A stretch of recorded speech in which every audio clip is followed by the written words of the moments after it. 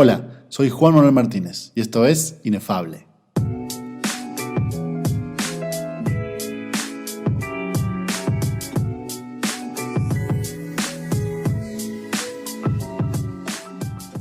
Hola a todos, bienvenidos a un nuevo episodio de Inefable.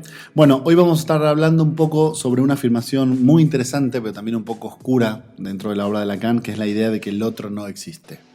Con esta afirmación, que Lacan menciona varias veces a lo largo de su obra, sucede algo parecido a lo que sucede con toda la enseñanza de Lacan, y es que no termina de entenderse muy bien a qué se refiere el autor cuando dice que el otro no existe.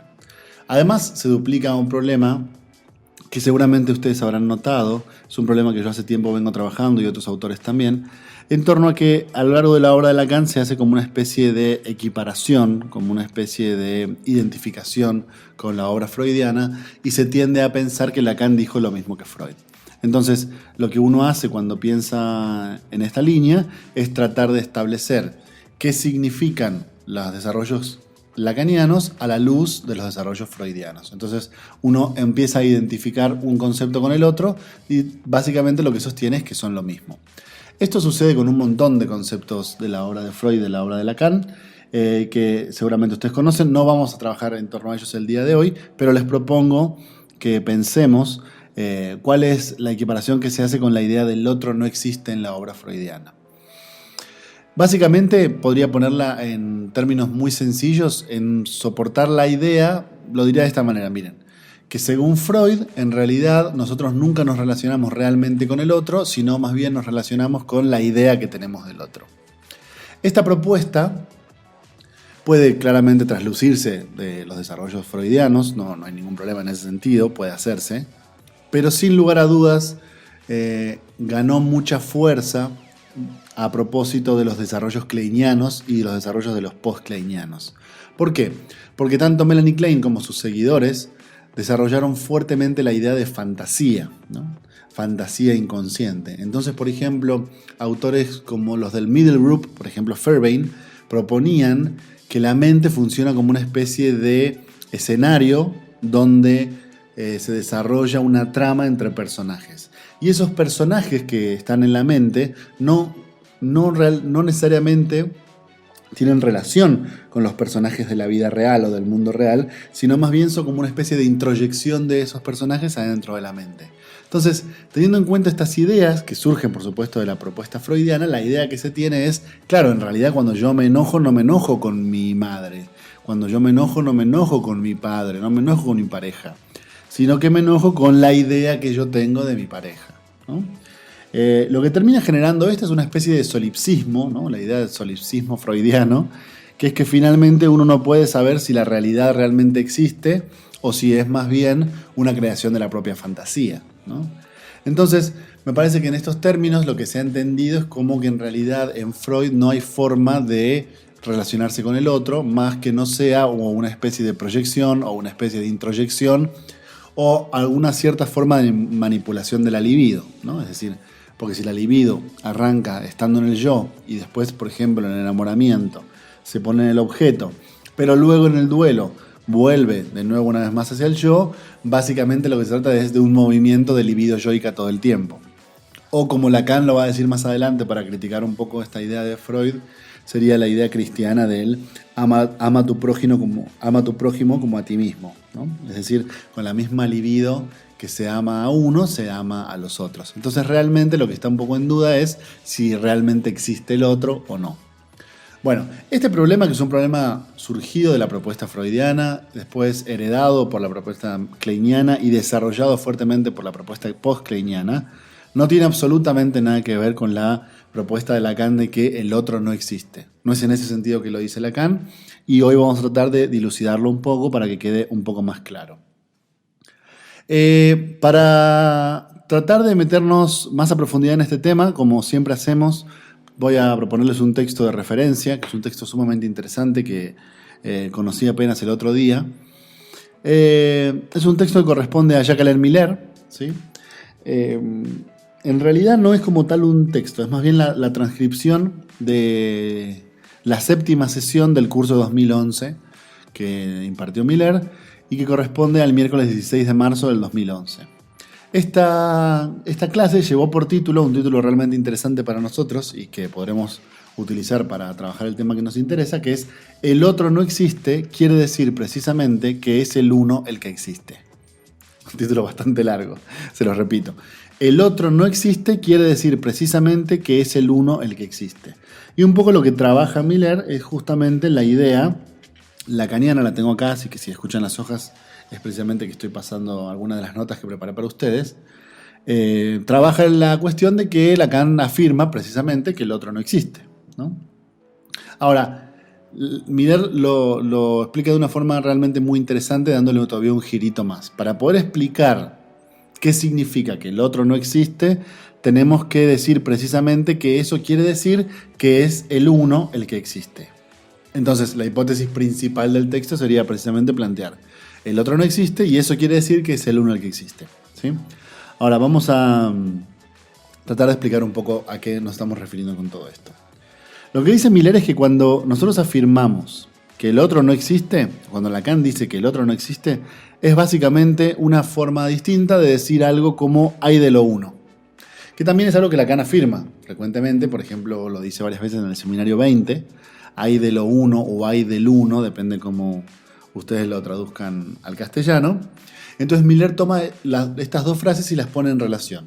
Es decir, que el otro no exista quiere decir que hay del uno, ¿sí? Ahora, ustedes tienen que ir pensando, bueno, vamos a tratar de establecer qué significa que el otro no exista en relación con qué significa que haya de lo uno. Lacan en el seminario 20, cuando lo plantea, lo dice de una forma muy muy específica, no se va con rodeos. La verdad, en ese punto Lacan es sumamente claro. Y lo que dice es que, ¿cuál es ese uno que existe? ¿No? Cuando Lacan dice, cuando hay del uno, ¿qué es ese uno del que hay? Y Lacan dice, es el uno del significante, ¿no? Es el uno del significante. Lo que estaremos rondando el día de hoy es un poco la problemática de Frege, del conjunto vacío, de la teoría de conjuntos y de cómo entender, para los que están un poquito más avanzados, este es el punto que tienen que tener en mente, cómo se pasa del 0 al 1. Ese es el problema. Porque, digamos, pasar del 1 al 2, al 3, al 4, en realidad, lo dice Miller en este texto, es únicamente una sumatoria, ¿no? Es agregarle el más 1. Y en ese sentido no tenemos muchos problemas.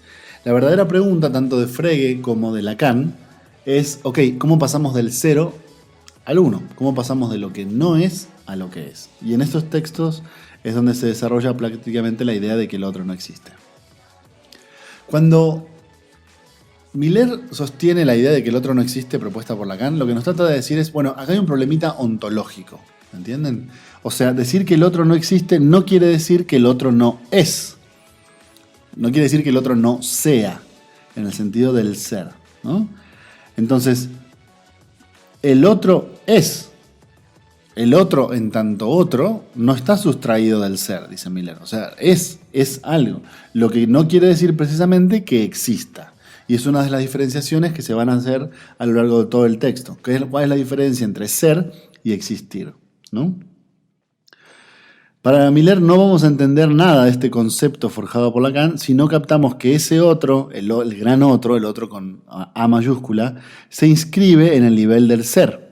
Y ahí es donde tenemos que distinguirlo del nivel de la existencia. Entonces tenemos dos niveles distintos. Por un lado el nivel del ser, por otro lado el nivel de la existencia. No vamos a ubicarnos en la idea de qué significa que el otro no exista si no podemos entender o distinguir la diferencia entre ser y existir. Ahí es donde vamos a plantear nuestra ontología, ¿entienden? Seguramente se acordarán que hay un famoso fragmento en el cual Miller interroga a Lacan sobre el tema de la ontología y le pregunta algo así como, bueno, ¿y cuál es su ontología? ¿Cuál es la ontología en la que está basando todo su discurso? ¿No? La ontología es la doctrina del ser. Es la rama de la filosofía que estudia el ser en tanto que ser. Y entonces, en este concepto, precisamente en esta misma línea de ideas, el otro es un lugar de ser, es un lugar ontológico, donde se inscribe el discurso y al lugar al que apunta todo dicho. Eso es justamente lo que dice Lacan, ¿no? Cuando se habla, siempre se le habla al otro. Ustedes tienen que tener muy en cuenta lo que ya venimos diciendo hace varios episodios, y es que el otro no es nadie. El otro no es una persona, el otro es un lugar en la teoría de Lacan, y acá le agregamos el problema de que encima el otro no existe, ¿no? Entonces, retengan ustedes esta diferencia fundamental entre ser y existir, porque ahí reside precisamente el problema de que el otro no exista. Lacan no dice que el otro no sea, lo que dice es que el otro no existe. Entonces no tiene que ver precisamente, para decirlo en términos coloquiales, no tiene que ver con que no haya otro. No ese es el problema. Sino el problema, que es un poco lo que se asociaba con Freud, que les contaba al principio, no tiene absolutamente nada que ver con eso. Tiene que ver con un problema de ontología versus no ontología. ¿Entienden? La pregunta es si el otro es una entidad ontológica o no lo es. Precisamente en ese sentido, Lacan dice el otro no existe. Es decir, tiene que ver estrictamente con su cuestión ontológica, con la cuestión de ser, pero no con la cuestión del existir. Os lo voy a explicar un poco más cuando vaya desarrollando. Después de ahí lo que dice Miller un poco es, analiza una obra de Brentano y medio que lo comenta al pasar la idea de que en realidad Brentano trabaja la lógica de que hay muchas definiciones del ser en Aristóteles, ¿no? Entonces Miller se pregunta, bueno, ¿y por qué habrá tantas definiciones del ser en Aristóteles? Seguramente porque, en ese sentido es bastante lacaniano, si hay equivocación, si hay diferentes sentidos, si hay muchas formas de entender, es porque ahí está operando el lenguaje, ¿no? Es una propuesta de la obra de Lacan. El problema de la comunicación humana es que opera a través del significante. Y como el significante no es idéntico a sí mismo, como requiere necesariamente de la relación con otro significante para dar por efecto de representación un sujeto, entonces se genera el famosísimo malentendido. Y ustedes tienen que tener muy presente cuál es este malentendido, porque hay otras propuestas filosóficas o psi que también proponen la idea de que hay un malentendido. Pero acá el malentendido en la obra de Lacan no tiene nada que ver con que lo que yo digo el otro no lo entiende. No ese es el problema, ¿eh? El problema no es que yo sé lo que digo pero no sé lo que escucha el otro.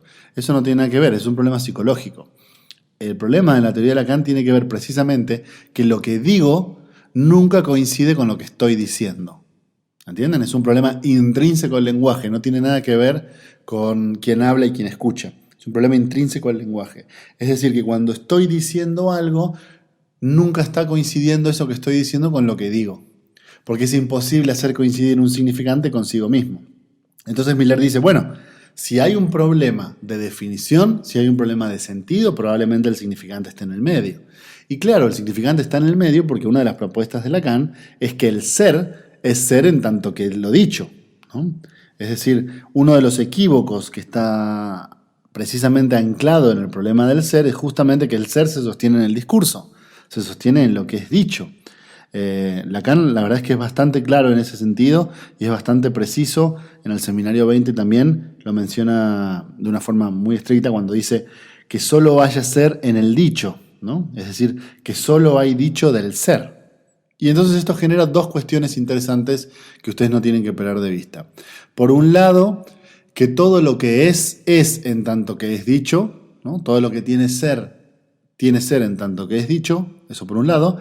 Y por otro lado, que al hablar ustedes determinan un ser, que es imposible hablar sin determinar un ser, algo que es. Lacan lo dice abiertamente cuando dice, bueno, cada vez que hablamos fundamos una ontología, ¿no? Y esa ontología que Lacan propone es la idea del ser del lenguaje. No pierdan de vista que por ende va, después del Seminario 20, a plantear la idea de parletre, ¿no? O sea, hablantecer. No ser que habla, sino hablantecer, como se desarrolla acá en el texto. En este momento perdí la referencia de cómo lo traduce Miller, pero ahora un ratito más se los digo. Entonces, el ser del lenguaje es el ser que solo puede fundar su ser en el hecho de ser dicho, ¿no? Parece un trabalenguas, pero no lo es. El ser del lenguaje es el ser que solo puede fundar su ser en el hecho de ser dicho. Justamente, nosotros entendemos muy claramente esto, dice Miller, si trabajamos con pacientes, porque lo vemos en la asociación libre. La asociación libre es precisamente una forma, dice Miller, de ontología desencadenada, es decir, es una forma notable en la cual los dichos crean seres, ¿no? Y él pone ejemplos, ¿no? Madres fálicas, padres que no lo son, hombres que se feminizan, odios que son amor, sufrimiento que son goce, ¿no? Es decir, todas cosas que se generan, todas cosas que son a partir del momento en el que son dichas. Y la asociación libre es un gran ejemplo de eso, de cómo se crea con palabras el ser de las cosas. Estrictamente hablando, lo único que determina ese ser es que pueda ser dicho. Que todo esto está directamente relacionado con el hecho de que pueda ser dicho. Y como tal, si puede ser dicho, inmediatamente está deslizado al lugar del otro, ¿entienden? Porque si todo lo dicho apunta al otro, que es el lugar del lenguaje, entonces todos estos seres de inmediato se deslizan hacia el lugar del otro como el lugar precisamente del lenguaje, como el lugar precisamente del discurso. Entonces, justamente la clave de la propuesta es que el otro no existe en los términos de que el otro es, puesto que es el lugar del lenguaje y puesto que el lenguaje funda las cosas que son, entonces el otro no existe, sino que es. Ahora bien, ustedes tendrían que preguntarse rápidamente, bueno, ¿cuál sería entonces la diferencia entre ser y existir? ¿No? Si el ser, ya vimos que viene aparejado con la idea del lenguaje, lo creado en el hecho de ser dicho, ¿qué diferenciación podríamos plantear con aquello que existe? Y acá Miller es bastante lacaniano, ¿sí? Dice estrictamente lo mismo que propone Lacan. Y dice así: para saber si algo existe o no existe, ustedes lo que tienen que hacer es intervenir la lógica. La diferencia entre lo que es por el hecho de lo dicho y de lo que existe, ¿no? Acá hay un punto central que es sumamente importante analizar. Piensen que cuando Lacan propone que la lógica es la ciencia de lo real, lo que está diciendo es que la lógica analiza cosas, trabaja con elementos que no tienen que ver con lo propuesto por el lenguaje, con lo propuesto por el significante. Para decirlo en términos concretos de Lacan, para Lacan la lógica opera con la letra. Y la letra en este sentido no se puede equiparar con el significante porque están en niveles distintos. Es decir, el significante tiene que ver con la lógica del lenguaje, mientras que la letra tiene que ver con el problema de la lógica, ¿sí? Vamos a ir explicándolo un poco a medida que vayamos avanzando. Lo que ustedes ya tienen que ir pensando, eso está planteado muy bien en el seminario 19, 20, 21, es la diferenciación del semblante de aquello que no sería un semblante, ¿no? Entonces, claramente, ustedes pueden notar en esos seminarios que les menciono cómo Lacan relaciona el ser con el semblante. La palabra permite crear escenas, permite crear cuestiones, permite inventar seres. Ahora, la lógica pone a prueba esto de una forma distinta. Es decir, la lógica analiza los semblantes de una forma mucho más rígida y establece ahora sí las cuestiones que existen y lo que no existe. Si tienen esto en mente, lo que pueden ir pensando es precisamente entonces que la lógica lo que hace es asociar la existencia a lo real, ¿no? Para tratar de no confundirse, pueden armar como en un cuaderno dos tablas distintas. Y por un lado poner, por ejemplo, el ser, el significante, lo simbólico, y por otro lado pueden poner precisamente lo existente, la lógica o la letra y lo real, ¿sí? Son dos categorías completamente distintas en la obra de Lacan que quizás al principio no terminen de quedar muy claro cuál es la relación entre ellas, sobre todo porque hay todo un gran malentendido sobre qué es lo real en la obra de Lacan, pero en este texto de Miller queda clarísimo que lo real tiene que ver con aquello que puede ser producto de la lógica, que no opera con las cuestiones significantes, sino básicamente con la letra. Entonces, voy a seguir analizando el texto para que vaya quedando un poquito más claro.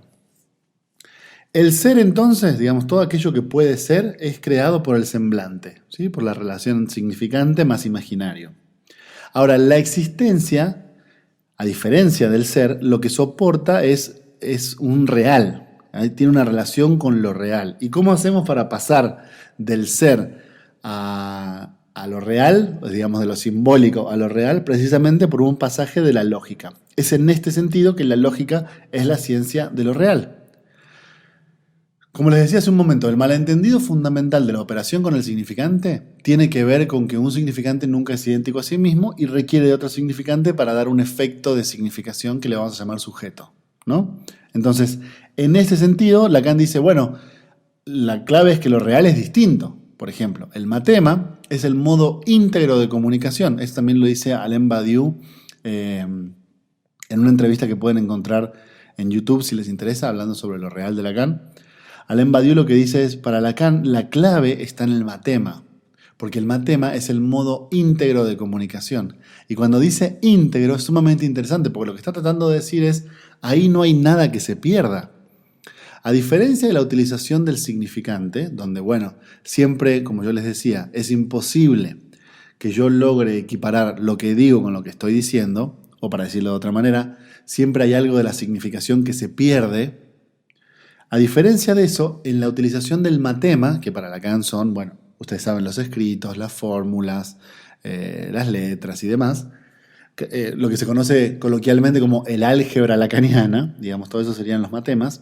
Lo que dice Badiou es que para Lacan el matema es una especie de horizonte de formalización. Es hacia donde él propone que nosotros guiemos el psicoanálisis, precisamente porque el matema es un modo íntegro de comunicación. Entonces pensemos, por ejemplo, en la fórmula del fantasma, ¿sí? La fórmula del fantasma, S barrado, Bell, A minúscula, entre paréntesis. Esa fórmula, si como tal es una fórmula, es un matema. Es un matema lacaniano, es el matema lacaniano del fantasma. Ese matema, al estar construido con letras, es decir, al estar construido con el álgebra, es decir, al estar construido a través de la lógica, no padece de los problemas de sentido que padece el significante. ¿A qué me refiero con esto? Que esa fórmula realmente significa algo. ¿Entienden? Ahí no hay problema de malentendido, no es el típico problema del malentendido del lenguaje, sino más bien que cuando ustedes ponen la fórmula del fantasma, todos sabemos directamente que nos estamos refiriendo a la fórmula del fantasma. Ahora bien, si ya después nosotros tuviéramos que explicar qué significa esa fórmula, entonces la cosa ya se pondría complicada. Como dice Lacan en el seminario 20, ya tendrían que enmantecarlo con el significante.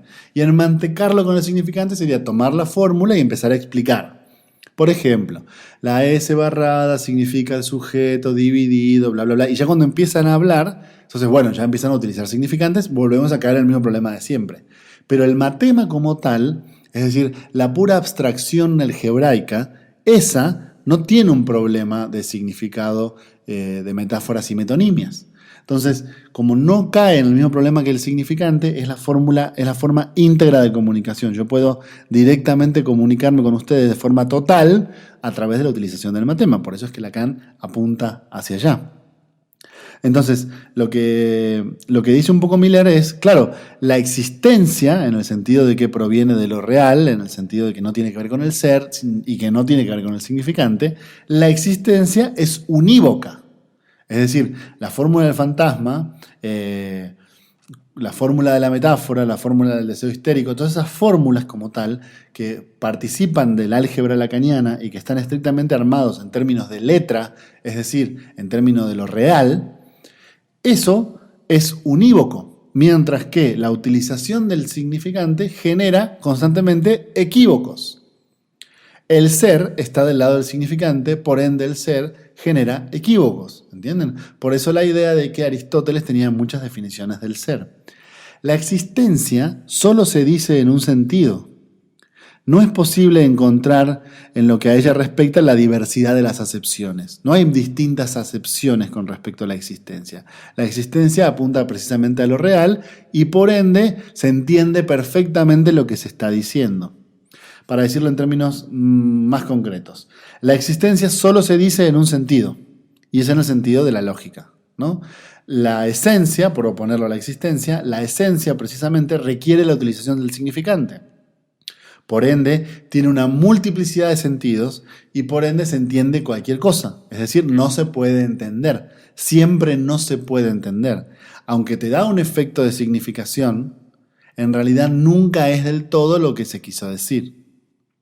Para tratar de explicar un poco estos planteamientos a modo de ejemplo, Miller pone un ejemplo sumamente interesante que es la idea del existencialismo, ¿sí? El existencialismo sartreano.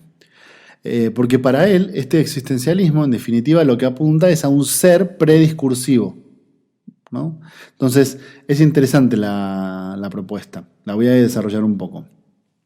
El problema es que para ser lacaniano hay que hacer un esfuerzo más, dice Miller, ¿no? No basta con esta forma de presentarnos una idea de un ser que sea anterior al lenguaje. Para ser lacaniano hay que limpiarse un poco a fondo de esto.